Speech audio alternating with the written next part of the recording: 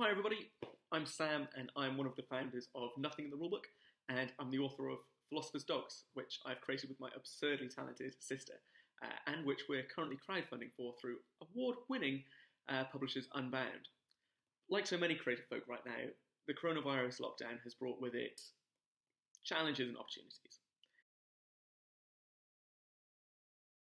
When the lockdown was first announced here in the UK, I admit I spent a fair amount of the initial time coming to terms with it in the only way I, as an artist and writer, knew how, screaming into the void. Or finding myself social distancing by staring deeply into the white paint of the walls. But I've been trying to look for whatever positives there are to be found in this unprecedented situation in which we find ourselves. For example, it's been great to finally start writing without any interruptions. Die!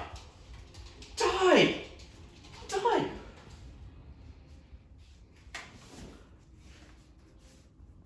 Die, die, die, said the character at the end of the very, very long novel. The end. ... Question mark? And I've been able to start making what I think might be an art, maybe even multiple arts. Is it actually art?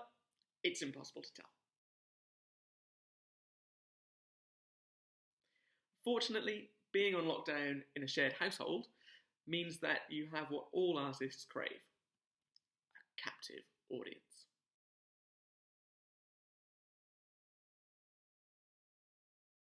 Are you even listening to me? But I won't lie to you. Being on lockdown is tough. So, I thought I'd share some of the tricks I've learned that have helped me keep motivated.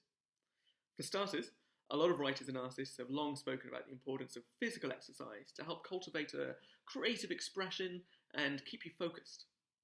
So I've developed a rigid exercise routine that I have found has had lots of benefits.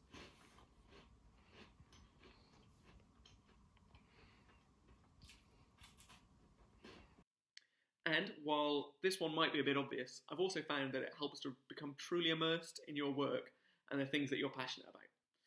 So my book, Philosopher's Dogs, aims to reveal a truth that has long been kept secret, that all philosophers stole their ideas from their dogs.